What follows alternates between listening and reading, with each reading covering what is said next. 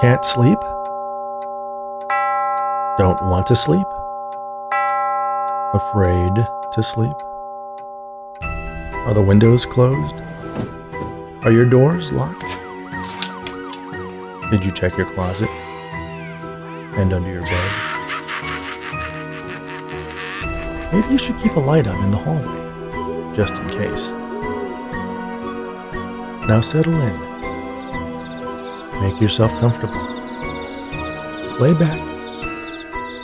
Close your eyes. And let me tell you a story.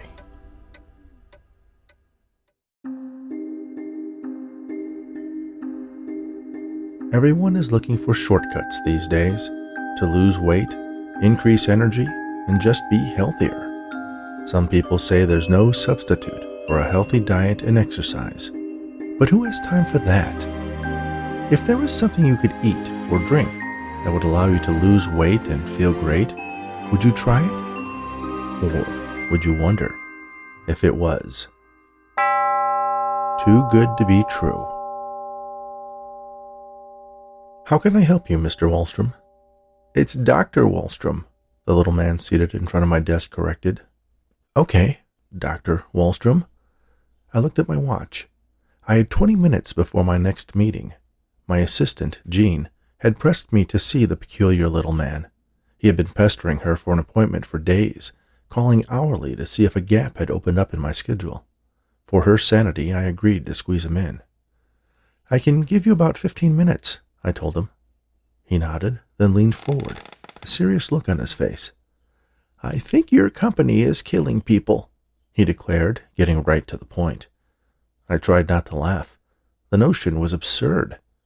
Well, I can promise, as VP of Product Development for Quantum Nutrition, that is not the case.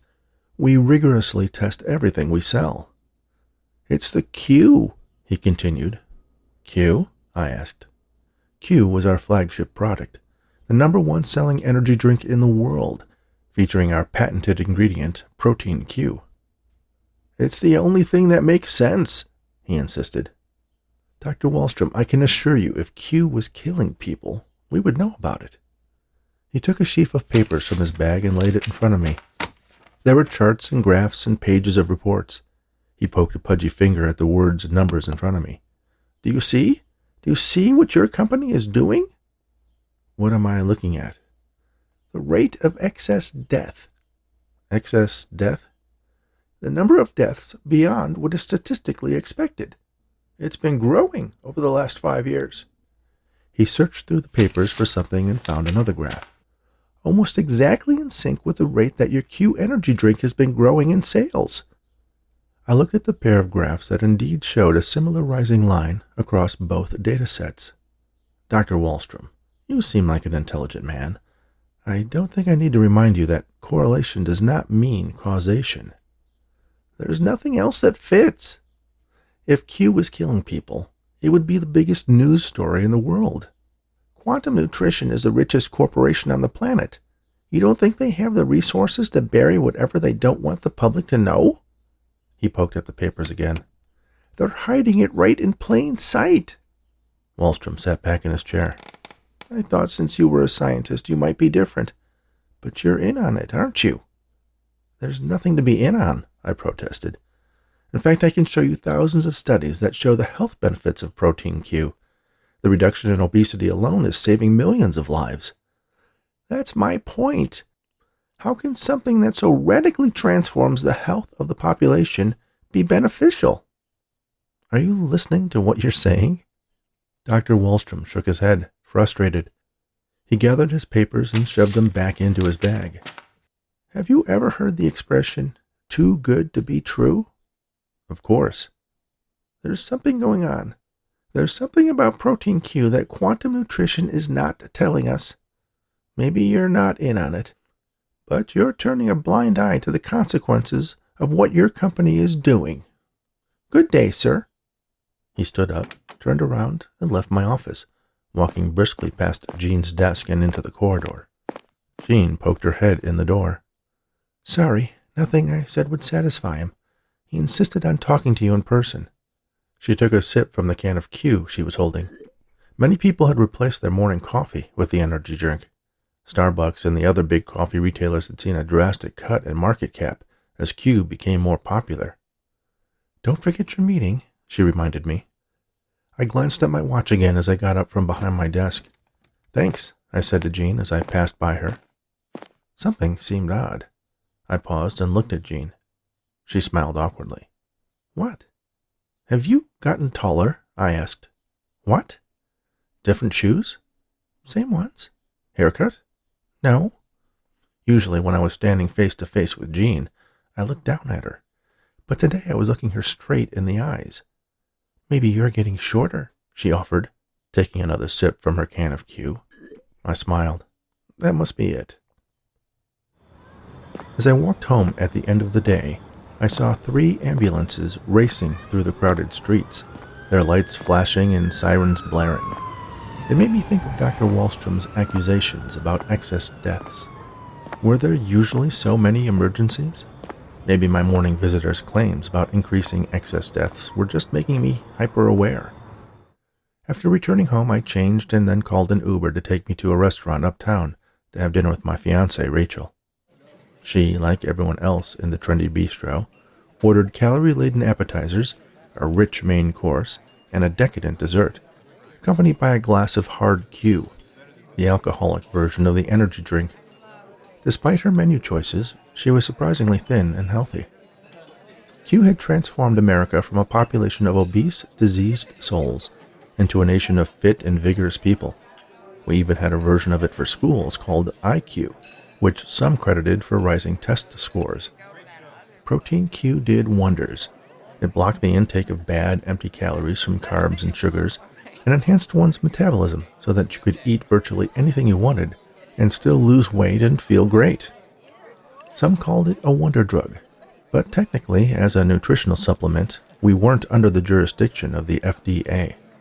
Naturally, the product's success catapulted Quantum Nutrition to enormous financial gains, and our CEO had leveraged the rise in our stock price to diversify into various environmental projects as well.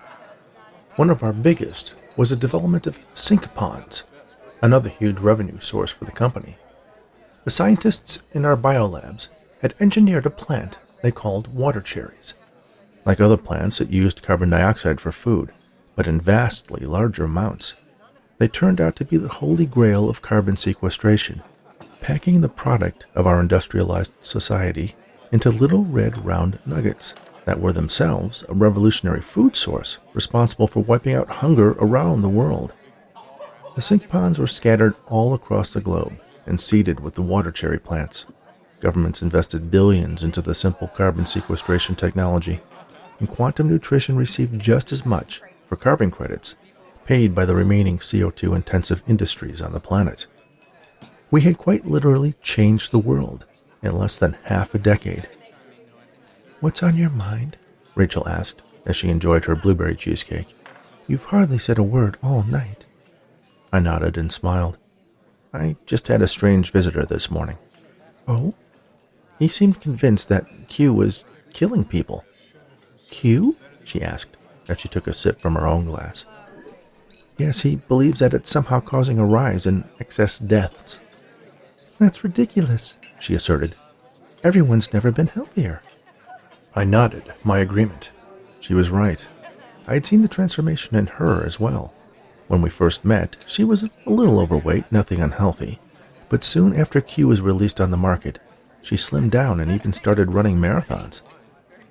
"I said, bring me more water," a man at a nearby table roared. "In a tall glass, not this ridiculous little cup," he added, downing the few ounces the vessel held before shoving it at the waiter. "Yes, sir," the server replied. "What's that all about?" Rachel asked.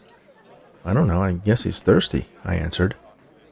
The waiter returned with a large glass and a pitcher of water. "Anything else I can get you, sir?" "Yes, the hell away from me," the man replied as he started guzzling down the water.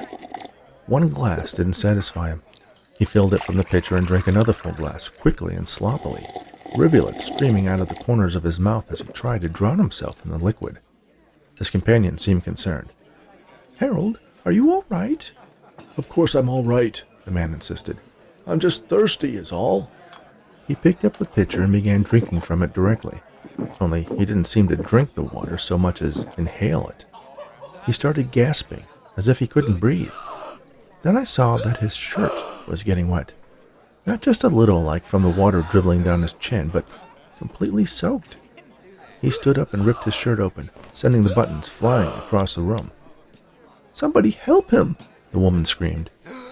Down the sides of his torso, there appeared to be slits in his skin through which the water he had consumed was flowing. A man approached. "I'm a doctor," he announced.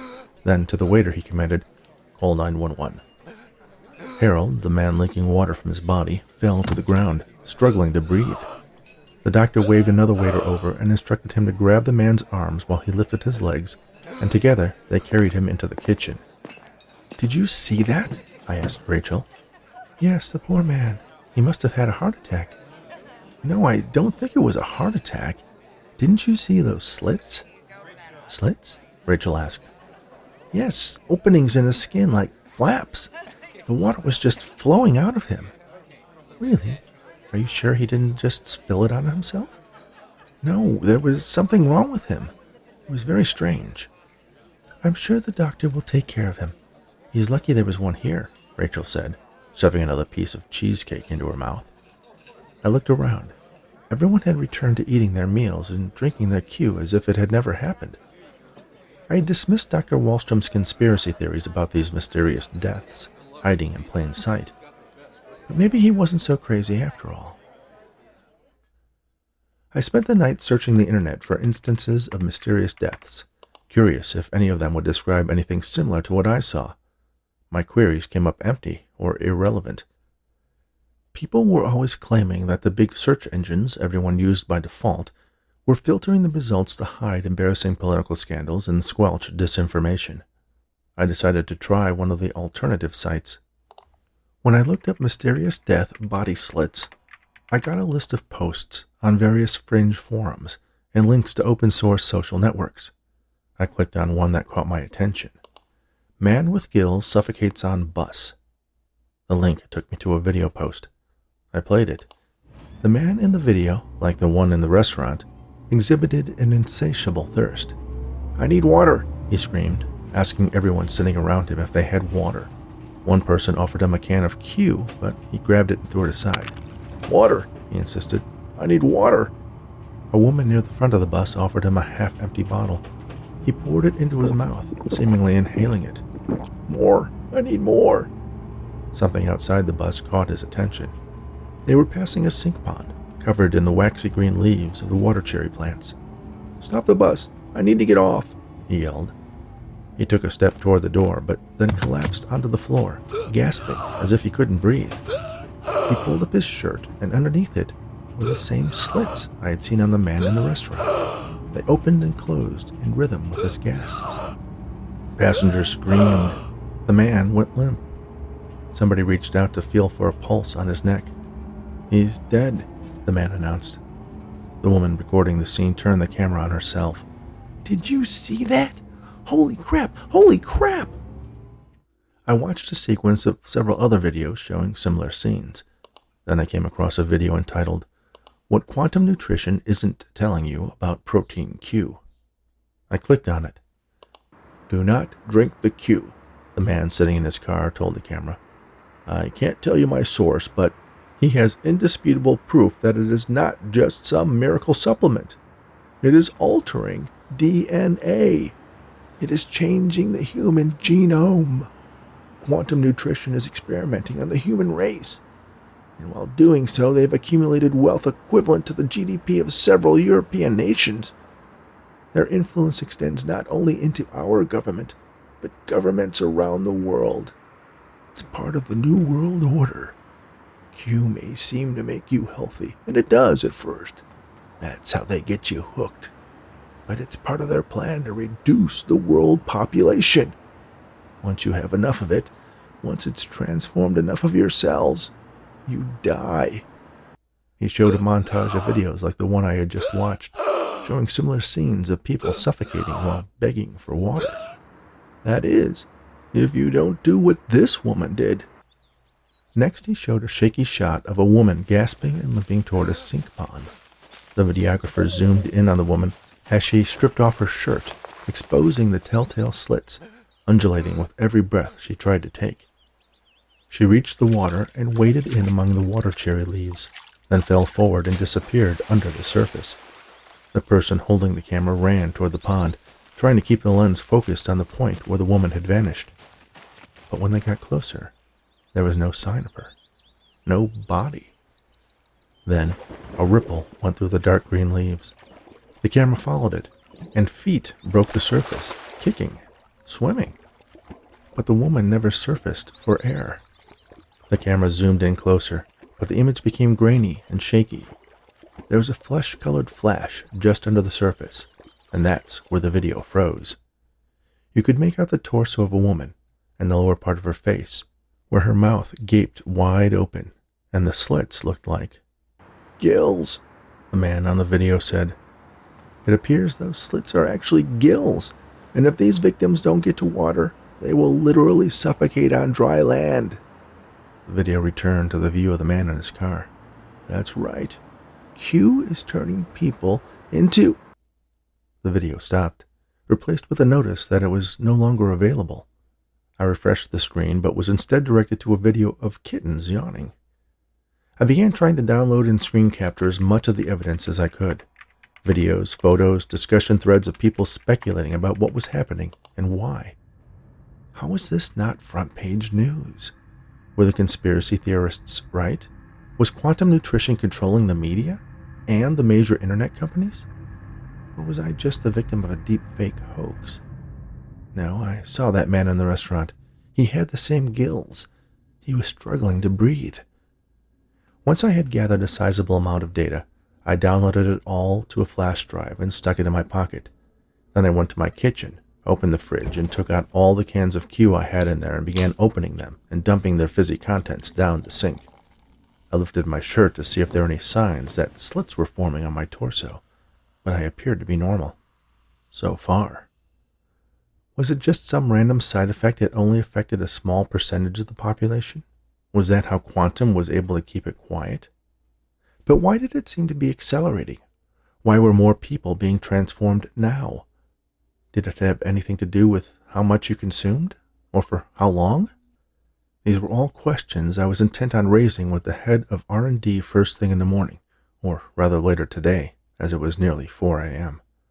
I lied down, but couldn't sleep, and stared at the ceiling until my alarm clock rang. Don't tell me you haven't seen this stuff. I know the company monitors the internet for anything related to quantum nutrition, I said to the man in the lab coat leaning against a counter. He glanced disinterestedly at the photos of people with gills up and down their sides. Of course I've seen it. It's a joke. Deep fakes. Memes. What I saw in that restaurant last night was not a meme, I protested. It was probably dark. You had a few glasses of hard Q, and then you go down this crazy online rabbit hole and your mind convinces you that's what you saw. Roger, I'm not imagining it. This is real. Have you had your Q this morning? He asked.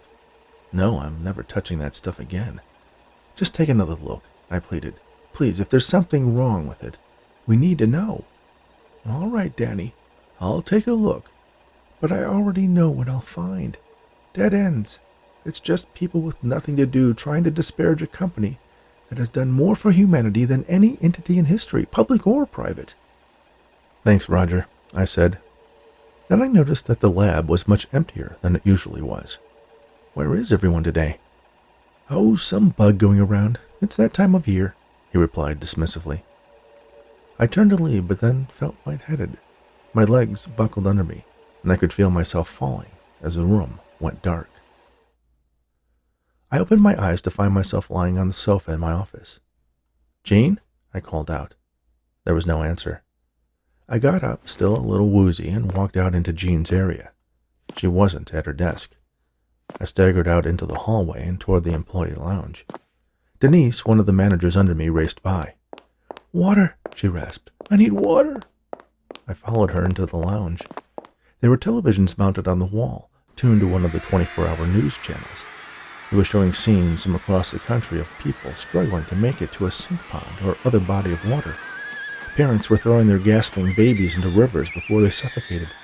Many people lay dead in the streets, some mere steps from a pond.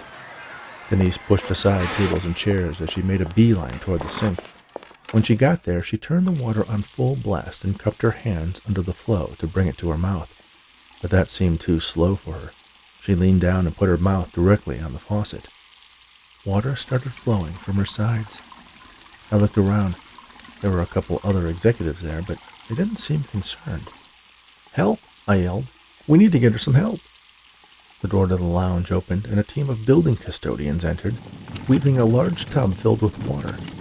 They calmly walked over to Denise, turned off the faucet, carried her to the tub, and dumped her in. She sank beneath the surface and calmed down. I looked around at the others in the lounge. They ignored the whole thing as if the men had arrived to clean up a spill on the floor. As they passed me, I peered into the tub. Denise and 2 other people were lying at the bottom, their gills working to extract life-sustaining oxygen from the water. "Where are you taking them?" I asked. The maintenance men exchanged a confused look. "The same place as the others, the nearest sink pond," one of them answered, as if I was an idiot for asking. Roger entered and saw me standing in the middle of the lounge. "Ah, there you are. You shouldn't be wandering around." He carried a paper cup filled with a black liquid. "Here, drink this." "What is it?" "It's what you need." "Need for what?" "Just drink it," he said, lifting the cup to my lips and pouring it gently into my mouth.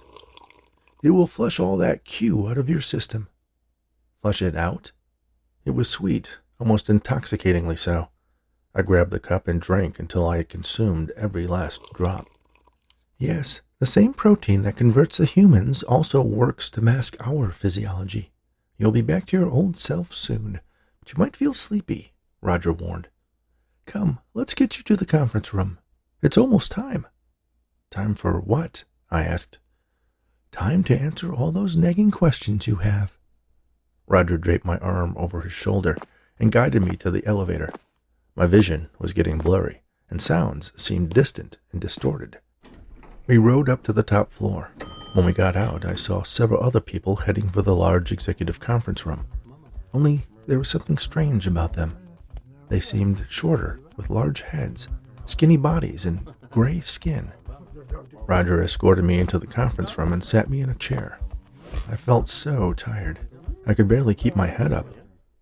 A familiar voice said something in a language I didn't understand.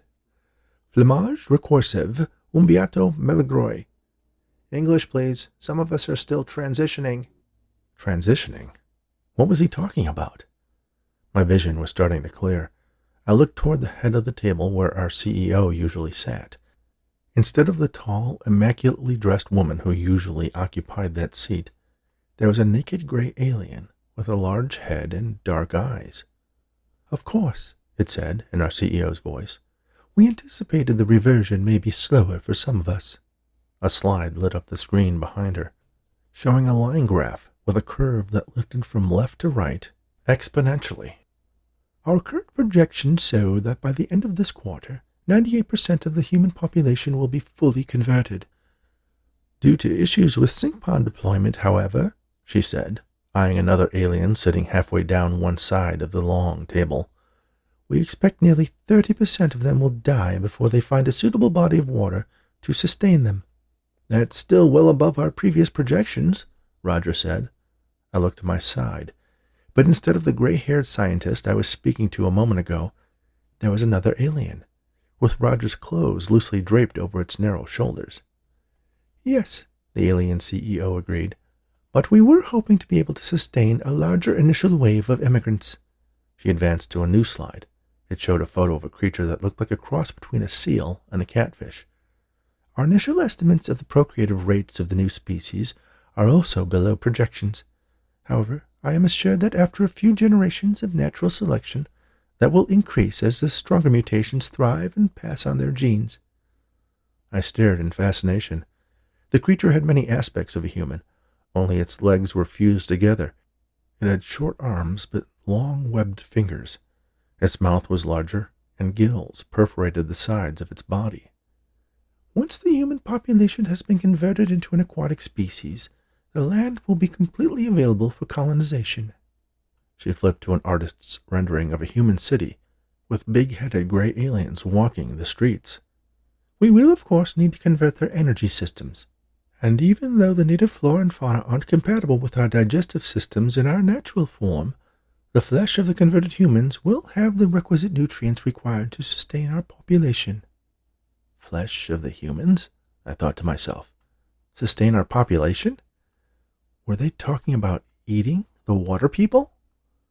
As if in answer to my question, a pair of aliens entered, wheeling in a tray with a large, dead, cooked animal on it, garnished with alien greens and fruits. I set it off to the side as the alien CEO continued. You look confused, Roger said to me. That's to be expected, he explained. I looked over at the alien scientist. What's going on? Technically, it's an aggressive colonial action, but I guess from the humans' point of view, it's more of an invasion. Aside from the shortfall in projections, it went remarkably well. I thought you were... when I saw you this morning. Ah, yes. Well, as I explained, the same protein we engineered to transform the humans worked on our physiology to give us a human appearance so we could infiltrate them. For some of us, though, yourself included, there was a side effect that affected your memory. You were completely immersed in your human persona. Nonetheless, you performed remarkably over the last 5 years. Don't worry, it will all come back to you once you complete your reversion. I held a hand up in front of my face. Instead of a human appendage with 5 plump pink digits, there was a slender gray alien hand with fingers that ended in sharp claws. Come, said Roger, have something to eat. He got up, pulled my chair away from the table, and helped me to my feet. My clothes were so loose they fell off my body. I stepped out of them, naked and still a little unsteady on my spindly legs. He guided me to the tray where the animal was being served. Other aliens ripped the flesh away from the creature's bones in ragged pieces, shoving it into their mouths and eagerly eating it. I felt a hunger rise within me, a desire to reach out and grab some of the roasted flesh. I saw that it wasn't really an animal. It was one of the humans, fully converted into its aquatic form. It looked like O'Malley from the mailroom. I tore the meat free and shoved it into my mouth, where razor-sharp teeth shredded it into a mush I could easily swallow. My memory was coming back to me, just as Roger, or rather Rojanus, had predicted. I was a general in the alien army, part of the vanguard that had infiltrated Earth to set up the Quantum Nutrition Corporation to disseminate Protein Q. It was me who convinced our government that the humans, with their consumer-centric society and an oversized sense of vanity, would be easy prey. I took another bite of O'Malley. It turned out I was right. They were also rather delicious. Thank you for listening to Too Good to Be True, written especially for the Bedtime Stories for Insomniacs Fiction podcast by Rich Hosek. Please remember to subscribe on your favorite podcast app, rate us on Apple, Spotify, and Audible, and share these stories with anyone who enjoys audiobooks. By the way, my latest novel, Afterlife, A Rainy Day Investigation, is available now on Amazon and Audible. You can listen to the first book in this paranormal mystery series, Near Death, on this very podcast for free. Stop by bedtimestories.studio and sign up for our email list to be notified of new episodes and exclusive offers and get a free bookmark. You can visit richhosek.com to learn more about the host of Bedtime Stories for Insomniacs. Thanks again, and all the very best.